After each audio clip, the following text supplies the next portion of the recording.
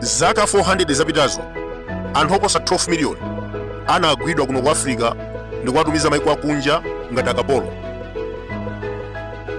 Ena amatumizidwa ku America, Europe, komanso ambiri, more than 40% anawatumiza mdziko la Brazil. Ndisanapitirire ndi nkhani imeneyi, pali nkhani ina yofunikira kwambiri imene ndimafuna kuti ndinene.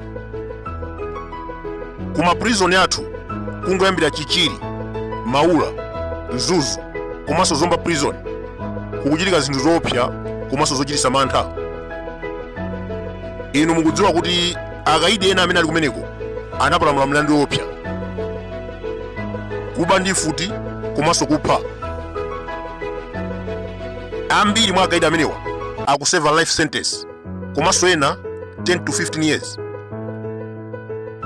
Koma boma pasi pazikhale ng'oma ngati Minister of Homeland Security akukambirana ndi akaidi amenewa mwachinsinsi kuti awatulutse ku ndende.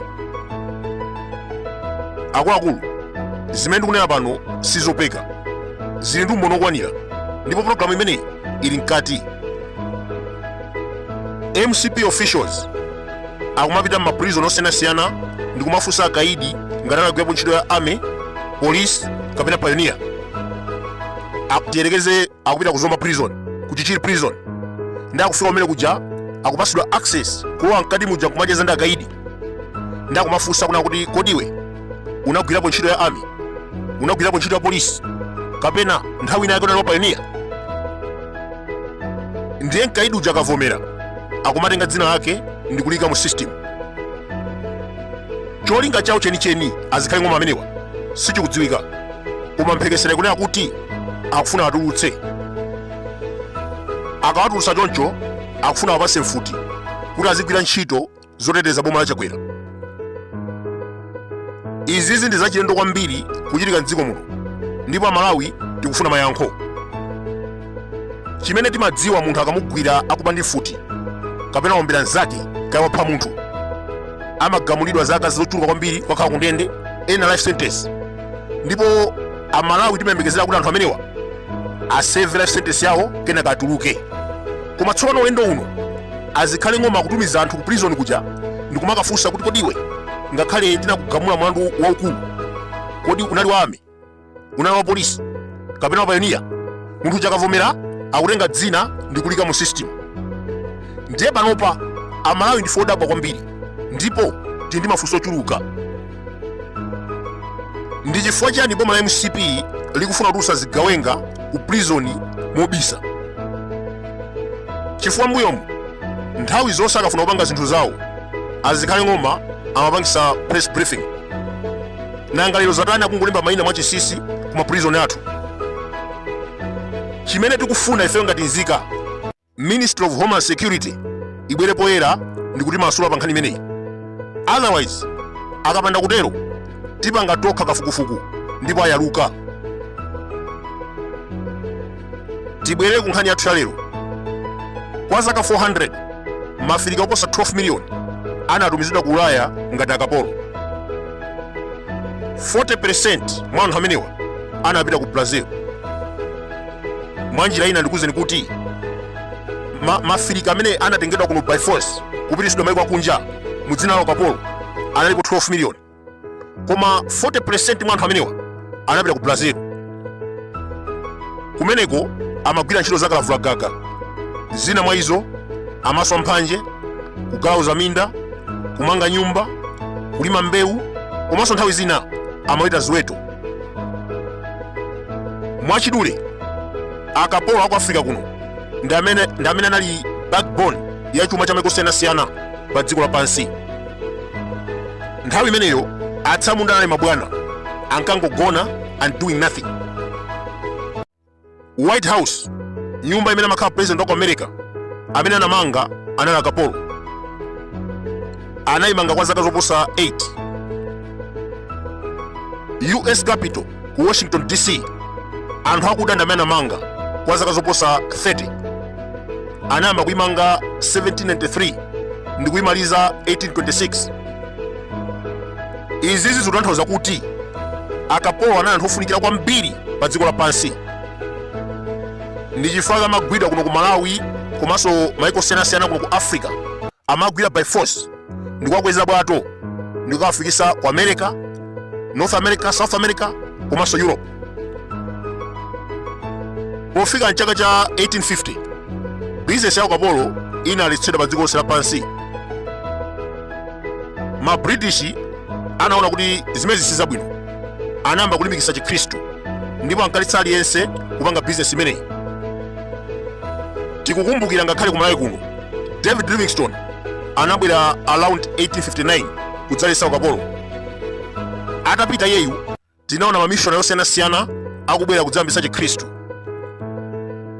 Pali nkhani imene inachitika ku Mangochi around 1888 to 1890s.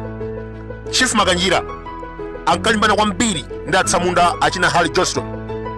Zonsezi zimachitika chifukwa china kuti Chief Makanjira amakakamizabe gulu la akapolo pamene Harry Johnston ankaletsa. Ngakhale ma British ankaletsa business imeneyi, the demand of black labor was still high. Ine yake ma state anaona kuti ndi zovuta kwambiri kukagula akapolo ku Africa. Anayamba kuganiza plani yatsopano. Anayamba kukakamiza akapolo awo kuti azibereka ana ambirimbiri for future use. Mwina ambiri mukhoza kumadabwa. Chimene chimachitika nthawi imeneyi nchona kuti ma British samalola atsamunda kumagwira akapolo kuno ku Africa ndi kumawoloka nawo nyanja. Amati akaona amakhala ndi asilikali awo ndi kuwaletsa kuwamasula akapolo aja kwa zoti zibwera ndi kwanu. Ndiye zina zovuta kwambiri kuti apwitikizi awa ma Spanish komanso aluya azigwira akapolo amene wankuwapita nawo kwawo. 1850 zimezi zimaletsedwa. Apa apwitikizi amenewa anayamba kuganiza plani yatsopano. Ankakamiza akapolo amene agwira kale kuti azibereka ana ambirimbiri ndi cholinga choti adzagwiritse ntchito kutsogolo. Chimene chinkachitika pamenepa, atsamunda ankasankha atsikana ndi azimayi okongola. Mbali nayi amasankha anyamata komanso azibambo anyonga zawo. Akatero amakakamiza kuti azigonana ndi cholinga choti abereke ana so they can use them in future as free labor. Ndikupasa chitsanzo, ku Brazil kunali kapolo wina wotchedwa Pata Seca. Anali mnyamata wamtali wadzimphamvu komanso olimbikira ntchito. Apwitikizi atamuona anaona kuti ndi chabwino kuti akhale ndi Pata Seca mbiri. Anayamba kumukakamiza kuti azigona ndi akazi osiyanasiyana mpaka anabereka ana oposa 249. Lero mukapita ku Brazil ku dera lina lotchedwa São Carlos, umene ndi mzinda, around 30% ya nzika za kumeneko ndi mbumba ya mkulu ameneyo. Atabereka ana 249, ana aja anabereka ana anzake zizukulutuzi nkudzafika lero. Ndiye kumenekoko ku São Carlos mbumba imene 30% ya anthu amene amakhala kumeneko ndi mbumba ya Pata Seca. Monga tikudziwa kunena kuti 1888 ukapolo unathetsedwa ku Brazil ndipo anthu akuda anasanduka afulu. Mkulu ameneyo Pata Seca anakhala ndi moyo wautali kwambiri ndipo anamwalira ndi ukalamba. Anabadwa 1828 ndi kumwalira 1958 pamene anali ndi zaka zokwana 130. Lero tikapita ku Brazil, America ndi maiko ena ambiri aku South America kumeneko timapeza anthu akuda ochuluka. Anthu amene ajatu anali Maafrika anachita kutengedwa kuno by force as slaves ndi kupisidwa kumene kuja. 1850 ma British ananena kuti akuluakulu ukapolo uthe pasapezeke munthu wina aliyense akutenga anthu akuda kumapita nawo ku Ulaya. Ndiye apwitikizi aja anapanga plan B. Ankatenga akapolo amene amakhala kumene kuja kale ndi kumawachititsa kuti aziberekana kwambiri. Inali ngati factory. Amasankha ziphona komanso atsikana okongola ndi kumalumikizisa ndi kumagonana. Akatero amabereka anthu ambirimbiri. Zimene zija zimachititsa kuti anthu aja akakula azigwira ntchito m'minda osiyanasiyana. Mmodzi mwa anthu amene anathandiza nawo pa ntchito imeneyi yochulukitsa kapolo anali pataseka